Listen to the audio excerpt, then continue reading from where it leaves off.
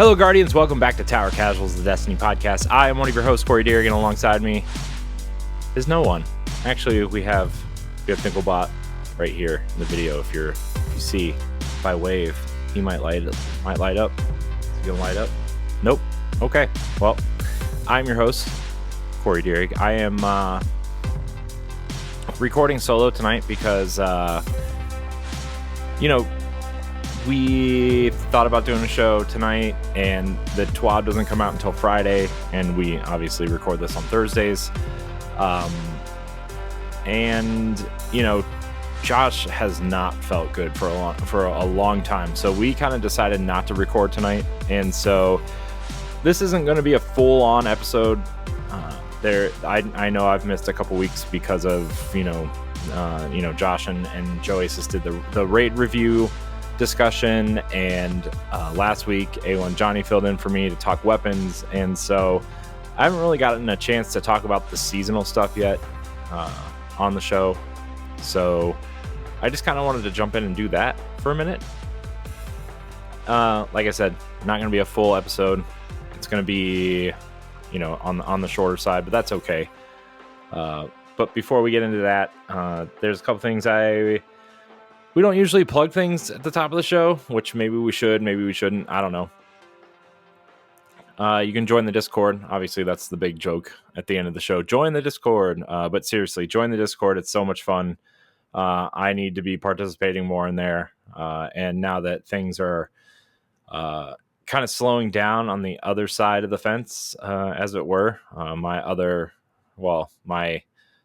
other side of this whole project, my other podcasts and stuff, we are kind of changing things up, and I've been able to play a lot more Destiny, and so maybe I'll finally get to hopefully play with everybody now.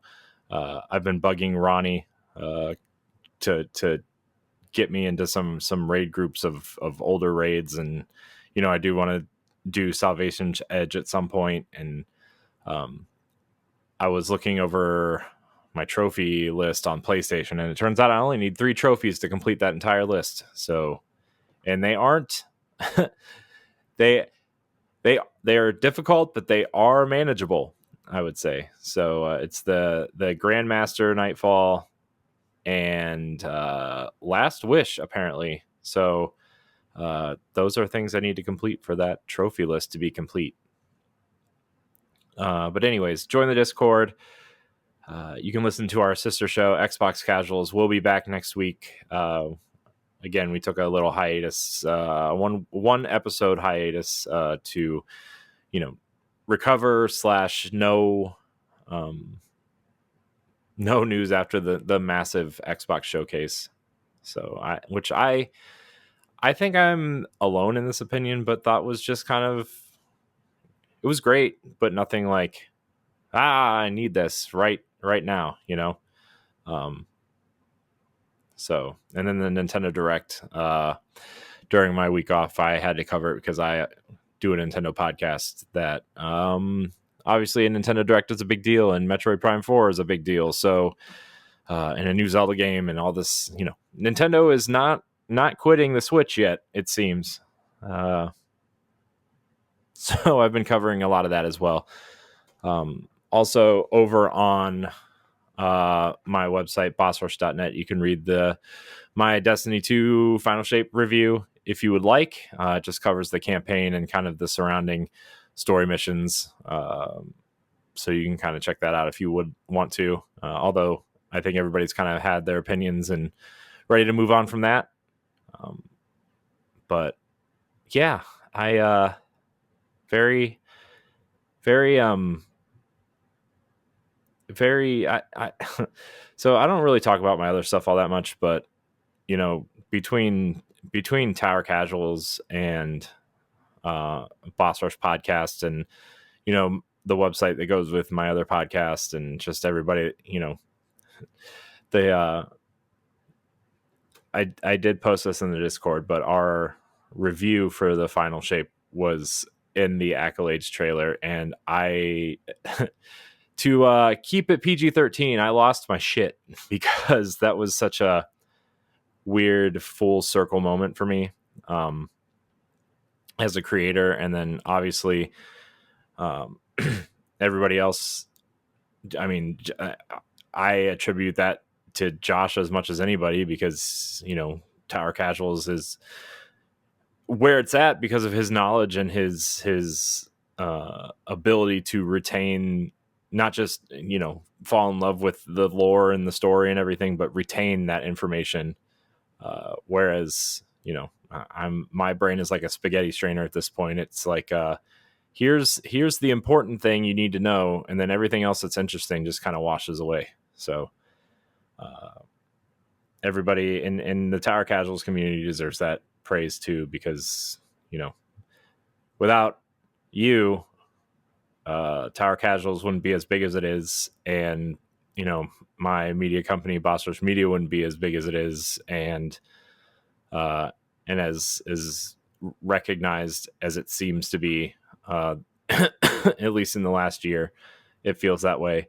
And you know, wouldn't be able to be working with Bungie on things. So thank you everybody for listening and or watching. It means a lot. That was that was a real full circle moment, because for those who don't know, my first foray into podcasting and content creation was Destiny related. It was called DNA Weekly Strike, for those of you Destiny 1 year one veterans, before, you know, Nightfalls were really a thing. And you know, I mean, Nightfalls existed, but there was that kind of in between strike, which I think are just the master Nightfalls now, essentially. But it was that middle, quote unquote, weekly strike that you could kind of grind out to get some gear and stuff, and that's kind of where it came from. So that was you know, 9 years ago at this point. It started in February of 2015 and ran you know, from House of Wolves through Rise of Iron, and when it ended, I kind of just, that Destiny hole needed filled. And I really missed talking about Destiny, even if I don't get to talk about it in the way that I personally would like to, because I don't get to spend as much time with it anymore because of, you know, work and wife and kids and other podcast and content responsibilities, and actually trying to play these games, and, you know, life as an adult, you know, that's how it works. But I've been playing a lot more Destiny recently, but anyways, this whole thing, you know, hitting 200 episodes of Tower Casuals was a big deal this year. Being able to see that in the trailer was a huge deal. Being able to just enjoy everything this year has been a big turnaround for me, because it always just kind of feels like you never really know, and it kind of just feels like work sometimes and an obligation. But I've really felt a big turnaround this year with everything. So again, Tower Casuals community out there, everybody who's, you know, helping run the Discord and leading raid groups and dungeon groups and PvP stuff, and, you know, shout out to Nerd as well, and Joasis and Johnny and Ronnie and Fox, and, you know, all the people out there who are doing things. We kind of went through the list on episode 200 at the end, but obviously Tower Casuals wouldn't be what it is without a community, right? And so join the Discord, everybody. And if you're interested in other video games, you can listen to the Boss Rush podcast, which is my other podcast, and Nintendo Pow Block, which is my Nintendo podcast.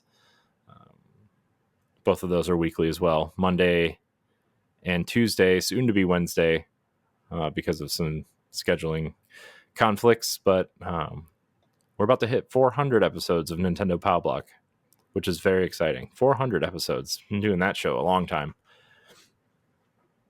So, but enough of that, I guess.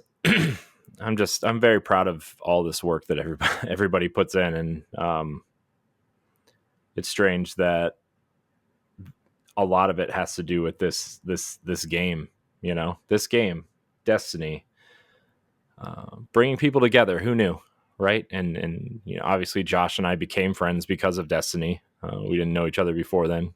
We didn't, really didn't know each other, and now, Destiny has brought us to be friends, and that's amazing. And we've already gone through all these sob stories and love fests and all these other things.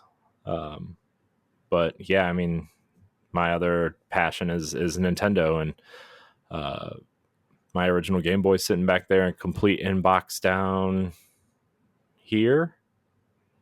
And then I have the Link's Awakening Steelbook right here for the Switch version. All these dumb amiibos, all these Destiny statues, and ghosts, and my Guardian's Mental Health shaker thing right here. Shout out to Joe Telesk, who I got to interview a couple weeks ago I guess it was a couple months ago now at this point. May. It's hard. Time's hard. So yeah, we also do a bunch of interviews and book clubs and all that kind of stuff over there. So you can check that out. BossRush.net is the website. YouTube.com/BossRushNetwork is the YouTube channel. If you watch the show on the YouTube channel, the playlist is underneath Xbox Casuals on this YouTube channel as well. So you can watch it or listen to it there. But Destiny, everybody. What a game. What a game. Final Shape. Excellent. Where the story's going seems promising. How it's being delivered surely seems like Seasons. Surely seems like the big seasonal to episodic change is still waiting for it. So there's a couple parts of this that I really want to address. Just from I've been playing through it and obviously doing all the things that you normally do during a season. 3 parts for Act 1 was kind of shocking that it was that small. I was expecting like 4 or 5 at least. But, 3 parts to Act 1. First of all, I like the story. I like the potential for the story. I like how this, whatever's happening to the Vex through the conductor, seems to also be affecting certain Exo characters, which is fascinating. Obviously, Shaxx has had some sort of revelation that he feels like he's not the real Shaxx, and so that's really interesting because the potential for that of him and Osiris, and not to kind of play out some sort of wrestling drama type storyline here, but like, if Shaxx like kind of feels that way about himself and he comes to the realization, well, that means Osiris isn't his Osiris, right? And so that's at least in this timeline. And so that could be some real drama waiting to happen, apparently. But I don't think they're going to do that, right? That's way too complicated and kind of Real Housewivesy sort of thing. I definitely don't think they could do that. But I wonder if it's going to cause some sort of strange rift between them, just because. What if Shaxx kind of thinks that this isn't his Osiris? I think that might be an interesting kind of plug into their relationship. But overall, I think the more interesting part of this is the how the Exos are affected because they are infused with the Vex milk and that kind of stuff in the darkness. I forget what it's called. It starts with an R. Because that's their lifeblood, and that's crazy. Because sure, Rogue Vex, that's also very fascinating because the Vex have been pretty boring, since Vault of Glass, right? I mean, Vault of Glass was awesome, and fighting Atheon was awesome, but like the Vex have been relatively quiet and boring, and obviously Curse of Osiris was not great, and that the fact that they're finally doing something with the Vex and this character called the Conductor, which, you know, we haven't seen in game, but he's been on the key art since before the first story mission, was this seems like a very interesting twist on the Vex, and I am quite excited to see how this changes things, because obviously with the power struggle, now that the Witness is gone, and you know there's these 9 kind of echoes that are scattered throughout the I don't know if it's the solar system or the galaxy, right? And how it works, how the Vex kind of timelines work in the other echoes that are coming up. I think it's going to be really fascinating and really interesting. Gross. So I think that's really cool. The potential is there to do something pretty crazy. At least something cool enough to set up whatever the next expansion is, or if Destiny 3 is really going to be a thing, or, you know, I think that could potentially lead into that and be something really cool, because the Vex are really the only threat, I guess, aside from the Scorn, that we've kind of made amends with at least part of the race, and you know, our allies with you know, the Elixni and Mithrax, obviously the Cabal and Keitel, and I don't know, Savathun's storyline still going, but we have a Hive on our side. Azuka, right? That's her name, from the Pale Heart. I probably butchered that. So that's really cool that we have some sort of Hive on our side. Obviously, there's going to be good and bad on each side, but I think that's the point of this whole storyline, right? Of like the subtle racism kind of thing that they're targeting with these, right? Is that, oh, well, just because they're different doesn't mean they're bad. They're all bad, right? There's bad eggs in every single race. We very clearly see it in our society, so it's cool. I doubt that's going to happen with the Vex, though, because I think dealing with AI is a totally different aspect, because they aren't conscious, right? And I think that would be the difference.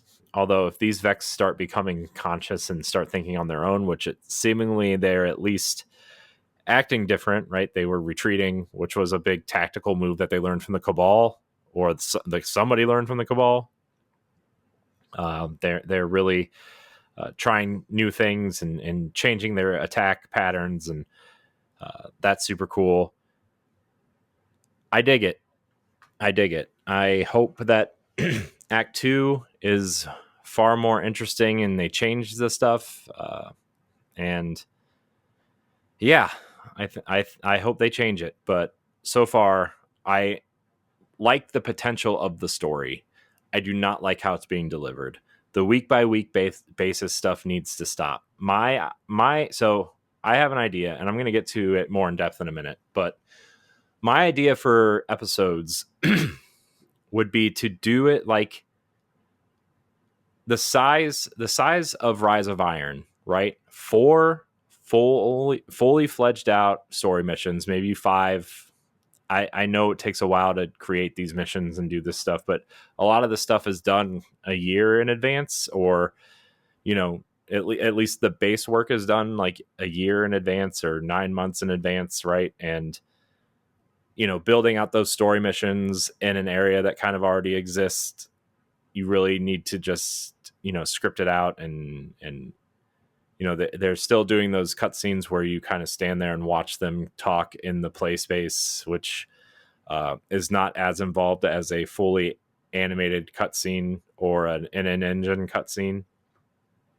But I think they could do something like that. So I'll go deeper into that in a minute. I want to talk about Failsafe real quick. Failsafe is awesome. Failsafe is man, I miss Failsafe. I'm glad they gave Failsafe something to do. I'm glad Failsafe seems to be part of the helm now. Hopefully she gets to stay.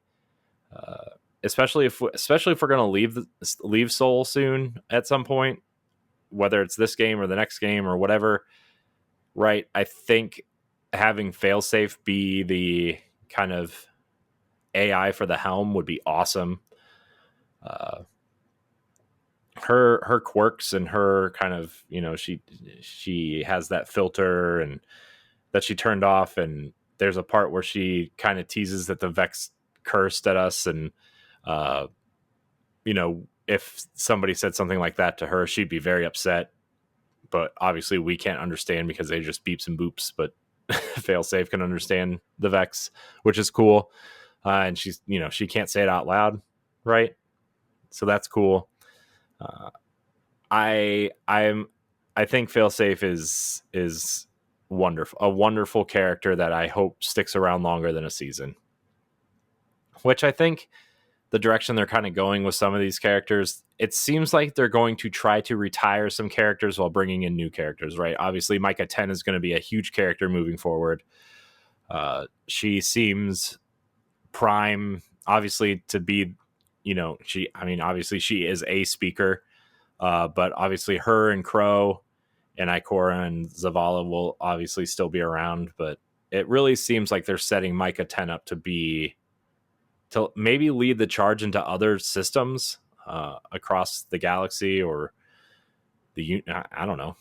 It would be really interesting to go to like, Josh and I have talked 100 times about maybe going to Reese, right? Or Fundament, maybe if Savathun's trying to return there at some point, or trying to figure out where Aramis went. There's a lot of interesting, cool things you could do. Which I do kind of want to address my thoughts on Destiny 3 later as well, just to kind of wrap up the episode, because I do think it's coming. I do think Destiny 3 is inevitable at this point. Maybe they don't call it Destiny 3, but I think a new game is coming, because I don't know how you're going to try to tie. I don't know. I feel like this is an interesting time to jump in, because obviously the Final Shape is a great campaign, but it's one of those things where it's great really only if you, like, gameplay wise and mechanics wise and level design wise, it's incredible, right? But if you care about the story, you've probably been playing for at least a few years at this point.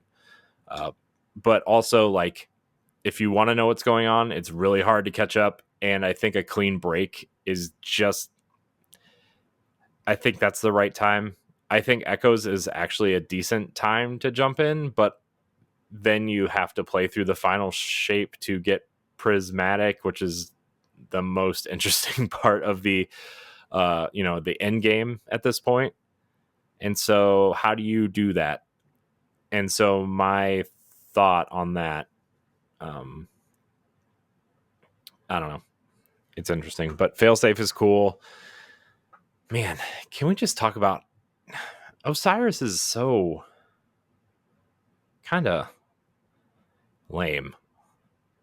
And I get that he doesn't, obviously Segura's dead and he doesn't have the light and you can't put him in dangerous situations, but like, they were talking about this on The Last Word the other day. And I agree with them. And it's like, I think the episodes or the seasons and the expansions tied to Osiris, like Osiris is just tied to the word bad in Destiny at this point. Curse of Osiris is often referred to as the worst expansion, which I don't disagree. It was pretty bland. It was pretty boring. It gave us probably the worst location.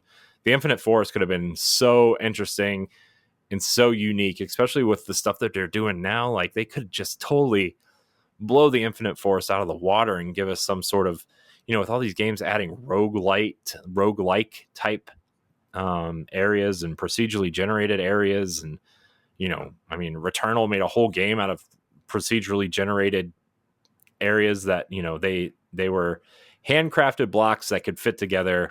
Obviously, Remnant 2 did that too. Right? Dead Cells is doing it. Like, all these games, and I know they're all very different games, and I know Destiny is a different beast than all those games, but like, the way Bungie has mastered kind of flipping assets, and I mean, look at the Pale Heart. It uses assets from every single part of Destiny, from Destiny 1 vanilla all the way through Lightfall in the same area, while adding new assets. They just kind of mastered it. And the Infinite Forest was really disappointing. And you know, Osiris is just kind of tied to the bad stuff in Destiny, and it sucks because in Destiny 1, when you start hearing about Osiris and the lore, and obviously he's very tied to Vault of Glass, right? And the Vex stuff in general. And it's like, oh man, this guy sounds cool. I can't wait to see him. I can't wait to meet him. Maybe we'll fight alongside him, you know?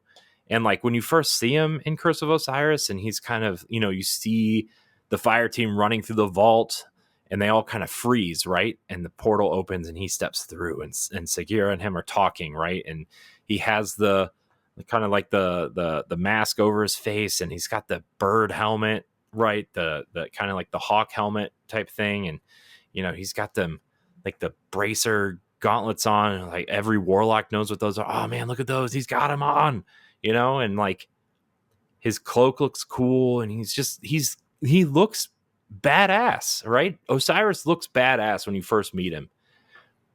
And then, you know, Season of the, like, Curse of Osiris just ended up being a dump, right? I mean, it just felt like it was rushed out. It felt like there was nothing to it. I think 3 of the story missions were strikes, and 2 of them were the same strike. They were just had different voiceover. Like, it was just, man, Curse of Osiris is not very good. And that's where I almost fell off Destiny 2 at the time, was Curse of Osiris. I was like, man, I don't know. I don't really want to do this. And like, we tried, I think one of the raid layers was coming out at that point, and we tried to do it. And then all my friends fell off of it because it was just, the raid layer was bad and Curse of Osiris was bad. And I came back for Warmind, and I liked Warmind. I wish they would have saved it for a larger expansion, especially because like Season of the Seraph is such a beloved season.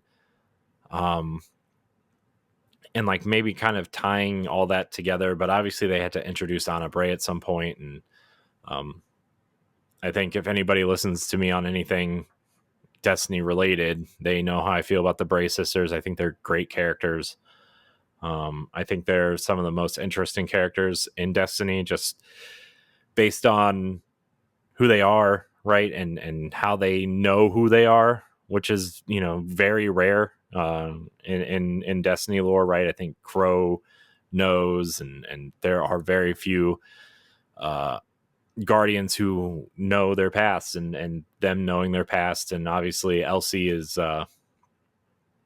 you know, her whole the whole EXO experiment and her situation is very wild, right? I think the Bray sisters are fascinating. I think the whole Clovis Bray thing is fascinating, in the Warminds and Rasputin and Fellwinter, and like everything kind of tied to all that is very fascinating in the lore. But man, Curse of Osiris burned a lot of people, and obviously, like, you know, the season we brought Saint back, it was not great either, and that's tied to Osiris. And now Echoes is kind of tied to Osiris, and it's not going over very well. And you know, there seems to be some limiting of progression. I saw Paul Tassi kind of tweeted in one of his articles out about them limiting progression. I didn't read it because, no offense, Paul, I don't want to read. I don't have anything against the guy. I actually quite like him. He actually only lives like a couple hours from me, so an Ohio native here. Maybe not native, but he lives in Cincinnati somewhere. But I actually live close to like 4 or 5 game writer, journalist, whatever you want to call him. Jeff Grubb lives close to here too. Anyways, getting off track here.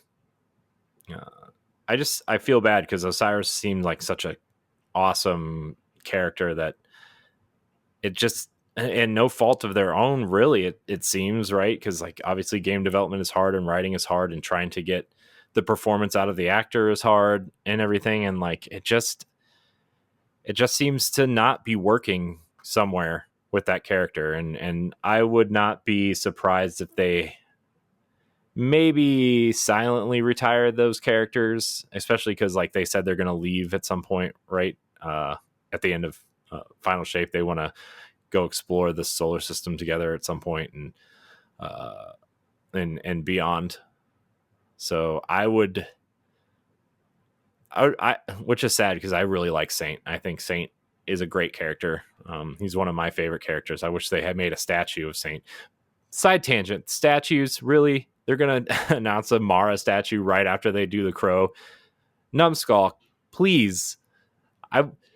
You've been releasing one character a year for like, I don't know, however many years, 5 years, or maybe one character every 6 or 9 months. And now you're releasing 3 characters in a row. I'm just like, come on. I've been asking for these characters for years. Just kidding. Well, I'm not kidding. I would love all of the characters. I wish you released them faster. So thank you for starting to release them faster. And I know you've tried with the helmets and the other things and some of the ghosts and all that stuff. But man, I am so excited for the Mara and the Crow statues coming out. I have them all except for Savathun. I'm debating. My thought process was I was only going to get the good guys, but then I bought Varix, which is like, obviously Varix is sometimes a good guy and sometimes not so good guy. But I love Varix because he's ridiculous. So I also have a House of Judgment t-shirt upstairs somewhere that's way too big now because I lost all that weight, and I'm very sad. And I can't buy another one because House of Judgment shirt doesn't exist on the website anymore. So maybe I'll get it custom made. The one thing I wanted to do was get custom made t-shirts with all my favorite like Destiny logos on the front of them.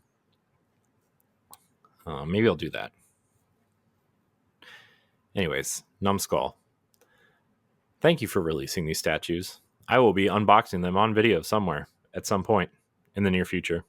I still need to do the unboxing video of the Final Shape Collector's Edition. I still have not opened it yet. But I'm also doing some rearranging on the set behind me.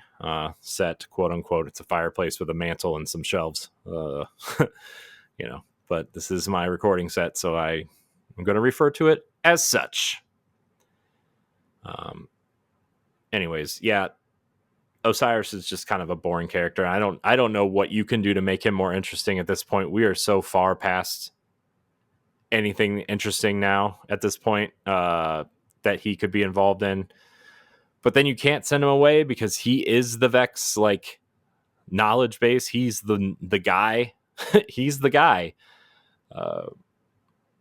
So I don't know. Just leave him on one of them little holodeck things that we can just turn on when we need to at the end of a mission, and then have somebody else talk to us, lead us through these missions, whatever.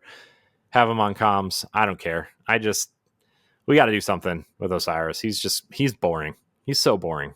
I'm sorry, Bungie. I love the idea of the character. We got to move on. And Micah 10 seems to be the character that we're going to go with, and I'm okay with that, right? And Failsafe is great. Let's keep moving with Failsafe. Okay, let's keep going that direction. Keith David's doing a great job with Zavala. Let's keep moving that direction. Crow. I'm not trying to poo-poo your parade here, Bungie, because there's a lot of great things in progress here. But Osiris, just gotta let it go. Gotta let it go. Anyways, what was I doing now? I'm really interested to see where this episode goes and how episode 2 changes from this formula, because I do think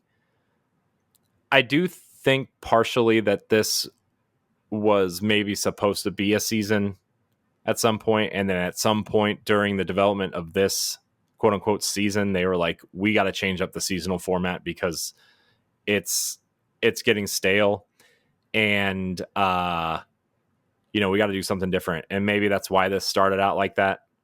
But my thought for seasons moving forward would be to drop like the initial kind of campaign thing, right? You know how the major expansions have like the main campaign, quote unquote, and then they have like the story missions that kind of surround it afterwards, or some of the side quests during it.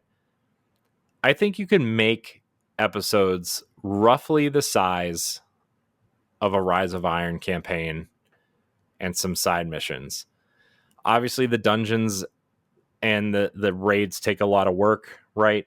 I'm not including that in this size of a season, although, I don't. Here's the thing: during seasons, we were promised a dungeon and a raid every other season, right? Whether it was a new raid or a reprise raid, or new dungeons and or whatever, right? And like, I don't know if they've promised that cadence moving forward. But at any rate, like I do think Wrath of the Machine is going to be the reprise raid this year, because of obviously that second episode revolves around the Scorn and the Fallen, right? And that would just be the perfect time to bring it back, um, in my opinion. So I do think that that's going to happen, but like, you still have two dungeons to deliver, and I don't I don't really know how the development works with those. Is there like a dedicated? I know there's like dedicated raid teams, but I don't know if the dungeon teams are like part of the raid team, or if they're subsequent teams, or if they're like, how many teams are on the dungeon team, if there is one, how much time do they have to work? That there's a lot that goes into these very clearly, right? And um, there's so much to do in the game right now that, man, adding three more huge end game activities like that is going to be a major feat, you know. Um, so and maybe they will add one every other episode. Maybe they won't. I don't know. But I think the episodes need that initial drop, like Rise of Iron. Rise of Iron had 4 core campaign missions. I think they had a strike or two. I think Rise of Iron had 2 strikes kind of as part of the campaign. So it gave it 6 kind of total missions for the main campaign. And I think you could do that. I think you could do that with the episodes. And one of the strikes could be maybe a new strike, and the other one could be one of the existing strikes with a different voiceover, right? Or a because how like they're planning that the return of the inverted spire, but in a new fashion, right? Like that's happening. And so like that would be my idea, is like, okay, well, this strike hasn't been in the game for a long time. It revolves around this race that we're telling the story around. Like, this would be a perfect time to kind of rework it, maybe do some enemy swaps here and there, maybe throw in, I don't know, a tormentor, or I don't know, something in there to make it, just to throw a wrench in the machine or whatever. And maybe swap the boss out, maybe have a different boss of the same type, right? Like Sepex Prime and Sepex Perfected, and Devil's Lair. So that would be my idea. Drop it all, and then as the episodes progress, you drop, maybe here's 2 story missions, here's a strike, here's the dungeon, here's an exotic mission, here's this set of quests that will grant you something, here's this set of quests that will grant you this thing. Dual Destinies is an interesting thing that they put at the, after Final Shape. Maybe that's something you look into, and trying to do something more along those lines. I think episodes could work. Also, we're 1 act in to these 3 episodes, right? 9 acts, 3 episodes. I'm not ready to pull out my pitchforks and go stand in front of Bungie and yell at everybody, right? Not that I would do that anyway. But, that would be my idea. I think Rise of Iron would be a perfect sized episode, in my opinion. So even if the missions were shorter too, right, than the Rise of Iron, because I remember, if I remember correctly, some of those missions were really long. That opening mission to that play was long. So, and obviously you wouldn't have to like create stuff to do around a social space, which would make it shorter, right? I mean, you have the helm and you have the tower. You don't need to go back to, you don't need to create this another social space. You gotta cool it on the social spaces, guys. I'm sorry, there's a lot. Between the campfires, and the helm and the tower and the farm. I don't think the farm is there anymore, but you know what I mean. Like, come on, I get it. We gotta relax on the social spaces. It's interesting. It was interesting at one point, but I think the people sticking with Destiny now, just like they're in their routine. If they're in it, they're in it. They know their routine. They know where to go. They don't need somewhere new to go unless we leave the solar system. So, but anyways, that would be my idea for episodes. I also think they need to take a break from the yearly expansions. They are very clearly struggling to keep up with the yearly cadence, and that's not a bad thing. Games are becoming harder to develop for all the time. They're becoming more expensive. Teams are ballooning in size because companies want these games to get out because they're held to shareholders, and then everybody gets laid off at the end. And this isn't just a Bungie problem. This is an industry-wide problem across the board. I saw 3 studios closed last week because they didn't meet whatever their goals, and that sucks. That really sucks. And so I think the episode model will work, especially if you give people the size of a Rise of Iron type expansion that you don't have to make new assets for. You can do it within the locations we have. If you want to add a location, maybe add a location or bring one back. Mars and Io and Titan are still gone. Mercury's still gone. You could do a Vex theme. You could have done this Vex themed one on Mercury, honestly. And not Nessus. Not that the Nessus thing is bad, but that's just an example, right? You could have totally done this for that. Or, I know that they've been planning. I mean, I don't know if this is the plan anymore, but Josh and I were talking about Project Goliath for a long time, and seemingly bringing content over from the remaining content that's not in the game, that's not campaign related. So I think you could totally do that for 2 years. Have especially if you're trying to get Marathon out the door now next year, right? That's their big thing too, is Marathon, and they're trying to get that out the door and trying to monetize that.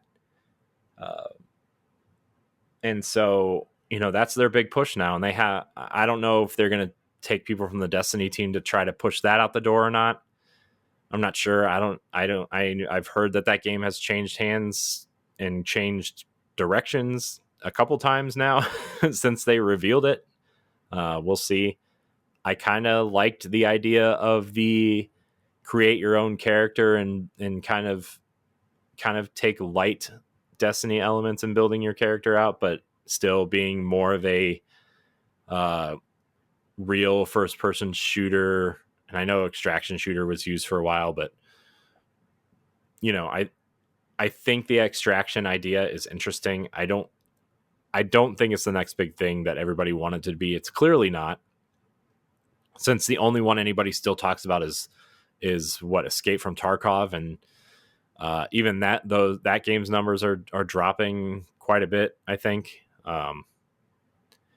Obviously Rainbow Six Extraction was something, and Ubisoft tried something with The Division, right, in the Dark Zone. I think that was sort of an extraction style thing, an attempt at something like that.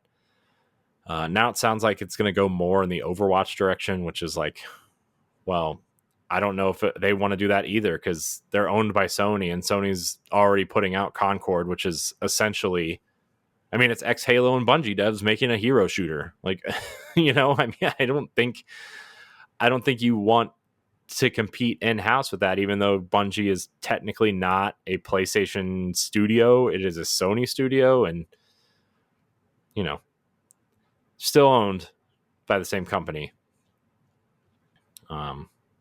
So that'll be interesting to see how Marathon does, and which means if Marathon is a flop, let's knock on wood and hope it's not. But like, if Marathon's a flop, Destiny's got to carry the load until they can either figure out Marathon or they just scrap it entirely, right? And I doubt they're going to scrap it entirely, but like,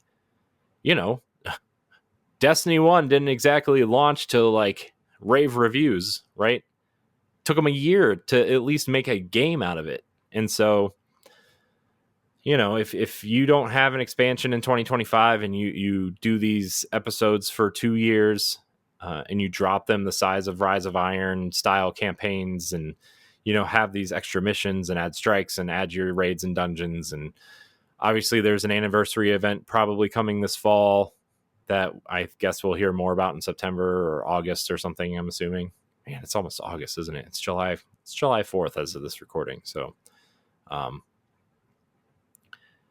yeah, I don't know. It's going to be really interesting to see how they kind of move the needle here. But I think episodes could work as long as they are properly sized and you give us the entire story at once. I think that's the main issue people are having now, is they're just tired of being drip fed, right? And obviously that's a thin line to walk. You obviously don't want to blow your load all at once, but you also like this drip feeding. Let's wait a week. Okay, well, people who are only playing for the story, okay, I guess I'll check in next week. And sometimes you forget. And, I know people who didn't even finish any of the seasonal storylines because I'm tired of waiting and I'm playing in. And I know the idea was to keep people coming back to Destiny, right, over the course of 7, 8, 9 weeks or whatever, and maybe participate in the season's event. And obviously Iron Banner and Trials are in there at some point, and just try to keep people engaged. But at the same time, people are just tired of having to wait. You play for 2 hours a night for the story, and then you're done for the week and you go play other games. Well, Elden Ring just had a big expansion, right? Well, guess what? I played my story mission. I'm going to go play Elden Ring. Oh, Shadow of the Erdtree is pretty damn good. I'm going to keep playing this. I'll go back to Destiny when I'm done with Shadow of the Erdtree, and 40, 50, 60, 70 hours later, and you're like, man, that's like a month's worth of normal, a large portion of maybe like a above average gamer's time for 2 months, right? And so, I don't know how many hours I've logged in a month playing a game, but if I was playing something like Elden Ring, it definitely wouldn't take me only a week or two to finish, right? It would take me months. I played Breath of the Wild for 3 or 4 months, and that was before a kid, let alone now after 2 kids and trying to run a podcast and media business, and trying to do my day job too, right? Like, man. So I don't know. I want to be engaged in Destiny, and I want to be if I'm going to be engaged, I'm going to be engaged. I'm not one of these people that likes to jump around. I know people do that, and that's cool. You need that palate cleanser game. I get it, right? My Switch is on me all the time for that palate cleanser game. I mean, I'm playing Paper Mario: The Thousand Year Door and Tetris Effect right now on my Switch, and playing Destiny on my Xbox. So I get the palate cleanser games, but like, man, especially with people who only have one platform, or like, I'm fortunate enough, and me and Josh are fortunate enough to have multiple consoles and all the consoles, and some access to PC stuff. And, I'm still debating on whether or not I should get a Steam Deck or a ROG Ally or one of these things. I'm really hoping Xbox puts out that handheld soon.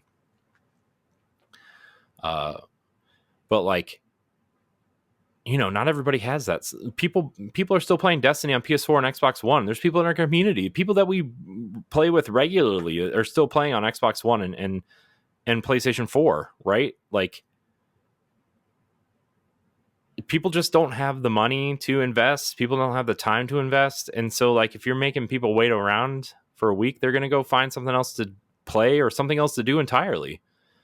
And so I think dropping a small campaign up front and then kind of trickling out the side quests and the side content and exotic missions and seasonal events and dungeons. And I think that is ideal. Again, it's a lot of work. I'm not a game developer.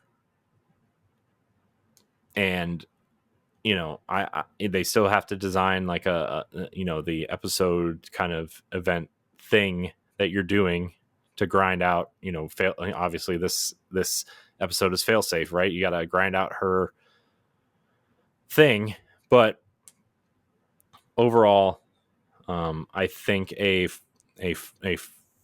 4 to 6 mission kind of meaty campaign, having some altered strikes in there, or maybe a new strike here or there to fill out a, like a 6 mission campaign would be great. And no filler, like no placing patrol points like in the Red War campaign. I don't want to have to go to the helm to like, like one of the big points this this episode was you're doing something on Nessus, right? You're doing something on Nessus. You go back to the helm for like 1 minute to listen to Osiris say something to Saint that you could have just heard on the comms. And then they say, go back to Nessus. And it's like, well, why did I come back here in the first place? I literally did nothing, right? Maybe I turned in an engram or two or something like that. But it's just like, oh my gosh, what are you doing? What are you doing? This feels like 2016, 2017 Destiny, not 2024 Destiny. Especially when you just put out the best campaign you've ever put out, right? Man. So I don't know. That's my idea. I like the potential of these. I will bitch and moan, probably somewhere within, towards the end of the second or third act. Stay tuned for bitching and moaning. Lastly, I guess after these seasons kind of wrap up, where is Destiny going? I don't know. We kind of addressed it. Obviously, that the Frontiers video they put out a couple weeks ago was very Frontier seems it's a very loaded word in my opinion. I mean, space is often referred to as the last frontier, right? We don't know where we're going. We don't know where we could potentially go. We could go to new systems. We could go to new galaxies, right? Like there's so much we could possibly do. We could fly spaceships, right? We could fly our ships for the first time. We could use the helm to travel to different solar systems. What if the map expands to like almost like a Mass Effect style map and maybe they do the resource harvest at home. No, never mind. I don't want to give them any ideas. It was the worst part of Destiny 2 or Mass Effect 2 was the resource harvesting. But maybe there are habitable planets that, maybe we have more than 5 or 6 locations. Maybe we have 15 and here are the 5 large ones. And then you have these like, maybe 3 or 4 kind of medium-sized ones that are used for story purposes, and maybe some secrets are there and stuff like that. And then you have like 7 or 8 smaller ones that you can go do, some campaign missions or some exotic missions or, something tied to that. Right. And Maybe there's a couple weapons or a couple armor pieces tied to that location, or something along those lines. These are just pulling these ideas out of my ass right now, but that's the idea. So I personally, I think Destiny 2 is going to kind of be the foundation moving forward. As much as I don't really want it to, because of just, it seems like the engine is having its issues, and I know they've addressed some of them, but not all of them. There's content missing still. There's just a lot of baggage with this, with Destiny 2, right? People are going to continue to complain about content vaulting. People are going to continue to complain that Destiny 1 stuff is not here. I think as long as you address it properly and you say, hey, we are leaving the solar system, we have to wipe the slate clean, or hey, there are certain things we are going to, move over, like maybe some weapons, maybe weapons and armor, something in that area, right? But we're leaving these locations, we're leaving the tower behind, we're leaving all this stuff behind because we're moving on, right? And I think there's a way to do that. I think there's a way to wipe the slate clean without pissing people off, because obviously when Destiny 2 came out, people were pretty pissed off that you had to leave all your stuff from Destiny 1 behind. People were mad. I mean, I would assume people in the Tower Casuals community were mad, right? When your Destiny 1 character, all that came over was their, deformed versions of themselves because the character creator changed and like it wasn't how you left it. But I think I think you could, because at the end of the day, I think it's inevitable that a lot of these weapons would and armor pieces would come back anyway, right? Like, especially the exotic stuff. I think that stuff would make its way over anyway, right? Because most of it obviously already has from Destiny 1, whether it's changed their perks or whatever. I mean, they brought Red Death back, for God's sake. What's missing? No Land Beyond? Get out of here. People, man, don't get me started on No Land Beyond.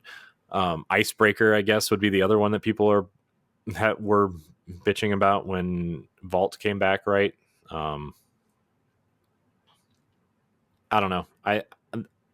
There's a way to do that, and I think maybe that's what they are trying to figure out right now, because whatever's next is clearly in development, right? I mean, whether or not you believe like leaks or rumors or whatever on Reddit, like, or wherever you look for these things, I don't know, AOL chat rooms, those things exist still.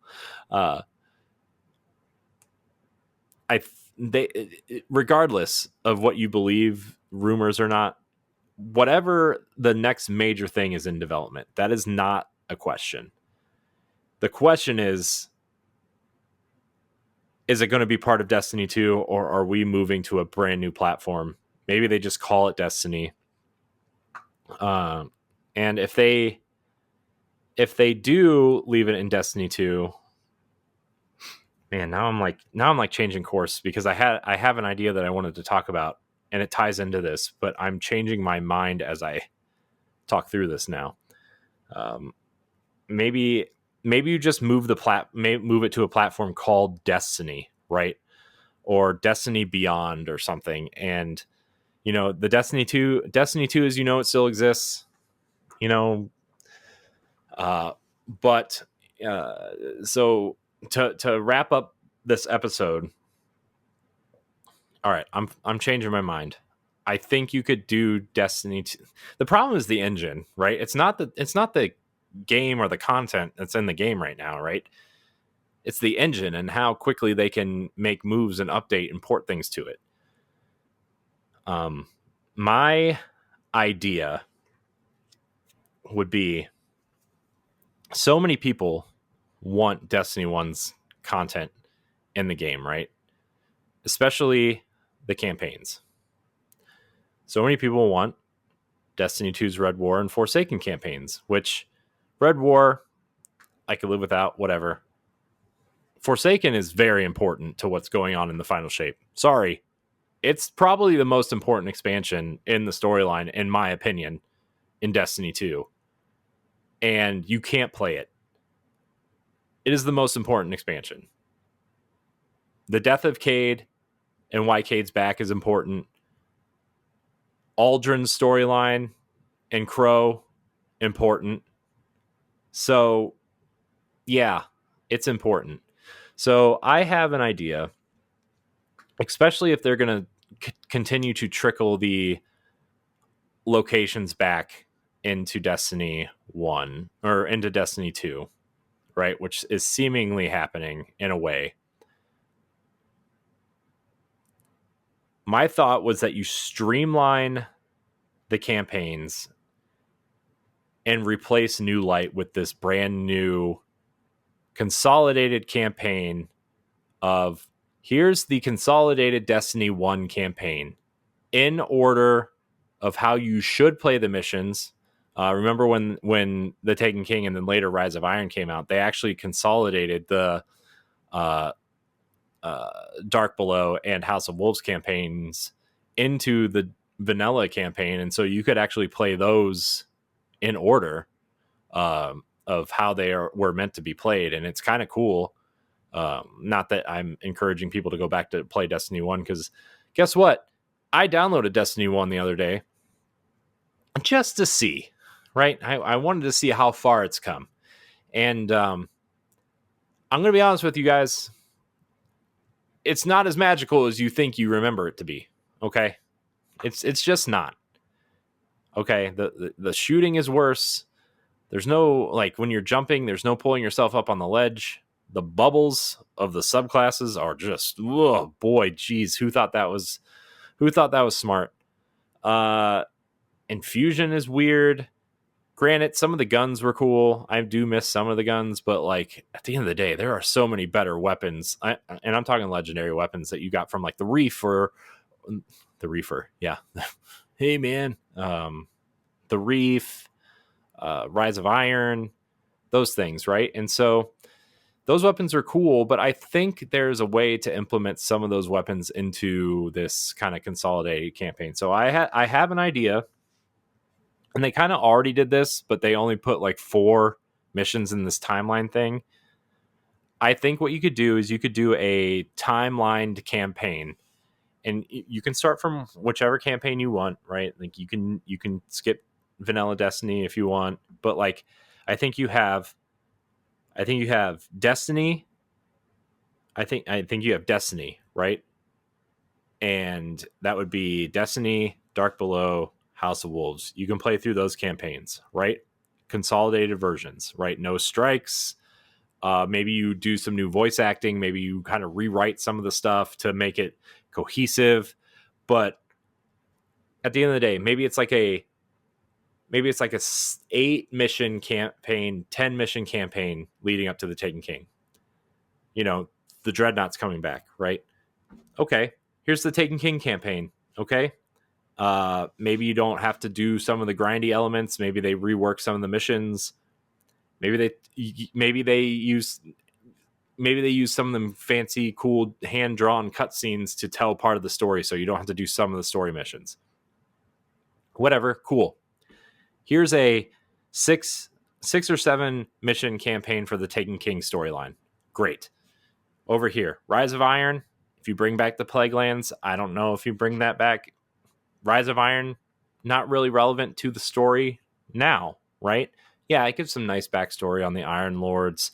It tells how you became the Young Wolf, to carry on the legacy of the Iron Lords. It introduces us to Ephrodite and Shiro, right? But like at the end of the day, Rise of Iron is not very key to the campaign in knowing what's going on. So I will let that go. Okay. Rise of Iron, optional. Would I recommend playing it? Yes. I think it's very cool. I like that campaign a lot. But porting over you would have to port the Plague Lands over, and you would have to port a lot of things that maybe they just that would be a lot of work that they haven't already done, right? So that would be my concern. But you could totally put that 4 to 5 mission campaign into Destiny 2, and that would be it. So you would have like a consolidated 12 to 15 mission campaign that would tell the story of Destiny 1, right? Okay, cool, great. Maybe 16 missions. I think that beefiest part has to be. I think the beefiest part clearly has to be the Taken King. And so, and then you do like a condensed version of the Red War campaign, and you can toss Osiris out the window, but you could do those. You could bring those campaigns back. Warmind you could do, because they brought Destiny 2's Mars back, so you could definitely do that. I mean, I just did something in that space the other day, right? Season of the Seraph, they brought it back. So you could definitely do that. Obviously, Mars is part of the Witch Queen too, so like you could kind of tie it into something like that. But like, you could do, year 1 of Destiny 2 campaign consolidated into like 12 missions. The Red War mission, the Red War campaign. You do the Homecoming mission, right? You do a couple missions in between. You bring the Red War you could sum that up in like 8 missions, and then you bring back the Forsaken campaign, take out the grindy parts of these campaigns, and like that'd be great. I think that would be an awesome thing to do maybe next year too. I mean, granted, Jesus, it's a lot of work, right? But like, instead of a full on expansion, right? You just replace that New Light campaign with this kind of timeline campaign, this consolidated timeline campaign, right? And like I said, you don't even need all the missions, right? You could do some of the storytelling through the art pieces and kind of just continue the storyline, and at least get these campaigns back, in some of the campaigns back there. I think Forsaken, you need to put the whole campaign back in. I truly think you need to put that campaign back in. It is so important to the storyline. But like, you could totally consolidate the other 4, 5, 6. Let's see, 4, 5, 6, 7, 8. The other 8 campaigns, right? You could totally consolidate that into like 12 or 15 missions, or maybe 10 missions with some drawing, art, whatever. I don't know. I totally think you could do that. I think that would be an interesting compromise to bring the rest of Destiny 1's stuff over. I know the Reef is a big part too that they maybe could consider bringing at some point, but maybe not. If you're going to do these consolidated things, maybe just leave those to the cutscenes, because I don't really remember. The Reef doesn't really have a lot of significance in Destiny 1, aside from being a social space and housing Prison of Elders. And I think at one time it was Trials of Osiris was held there too, right? Brother Vance, you had to get your bounties or your your trials cards there at one point, right? But like, I don't know if there's any real like, I guess House of Wolves, maybe like you have to go there and talk to people during the middle, right? Like you have to talk to Varix at some point, in Petra at some point. But like, you could totally do a lot of that through those hand-drawn cutscenes too, right? Like you can just throw people into missions after that, and you can give the stories stuff through a voiceover on those hand-drawn cutscenes. So I think that, in my opinion, as a non-game developer, doing those hand-drawn cutscenes seems like an easier transition than porting an entire social space that you're never going to use to the game just to tell some simple story points. It's my opinion. Not a game developer. If you're a game developer, you can tell me if I'm wrong, but it seems like the simple route to go. Anyways, that's my idea. I think that would be a great compromise. You get all the raids over, you get what's left of the strikes over in some form, right? They obviously don't have to be Destiny 1 strikes. They can be Destiny 2 versions, like Devil's Lairs, clearly that. So, but that's my idea. I think you could do it. So those are my ideas for episodes. It's my idea for getting, whatever this campaign thing back in. And you know what? Don't give us Destiny 3. Just give us a new platform called Destiny. Is it on a new engine? I don't know. I hope so. Or at least a reworked, revised, totally re-engineered version of this one. And let's make it happen. Give us that quote unquote new light timeline experience. That'd be great. I would go back and play that. It sounds awesome. We could actually play Destiny 1 in 60 frames. Some of those campaign missions in 60 frames. But like I said, I'm not encouraging anybody to go back to Destiny 1. My thought was just they could do a timeline. So anyways, that's going to be it. There's no questions, no lore corner. I didn't put a question thread in Discord because this was kind of like a last minute thing. I did it because I know people kind of rely on content, and also Josh has been doing a lot of the heavy lifting the last few episodes. I think he recorded 3 without me in a row, or 3 of the last 4, something ridiculous. He's recorded a lot, and I know he hasn't felt good, and he's been a champ, a trooper. I don't know, all these words that old people use to describe children. I didn't mean that as a derogatory thing, Josh, if you're listening. I just meant you've been carrying the load of this show for a long time, and you've definitely done it the last couple of weeks. So feel better, buddy. Miss you. We'll be back next week on Tower Casuals with a regularly scheduled program. Other things, I am working on a crossover with another Destiny podcast, which may be more to announce soon. We'll see. I'm really hoping. I'm in talks, so I will keep everybody updated on what happens there. A couple plugs for me. I guested on a show called Seeker Friends Unite Co-op Mode recently. I would check them out. Todd Oxtra and Mark Carabin, also Charlie Carden over at Seeker Friends Unite Podcast Network. They are awesome. If you're into video games or Star Wars or comic books or anything, they are, quote, your guide to the geek side. So you can go check them out, secretfriendsunite.com, or their YouTube channel, or they put a lot of work over there, and I'm proud of them. I love those guys. Another group of people I met through Destiny. Todd, I met through Destiny.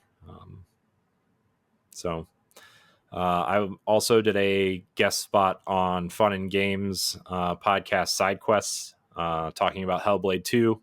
So you can check that out. And I'm also going to PAX West in Seattle. So if you are there, you can come say hi. That's August 30th through September 2nd. It's going to be a good time.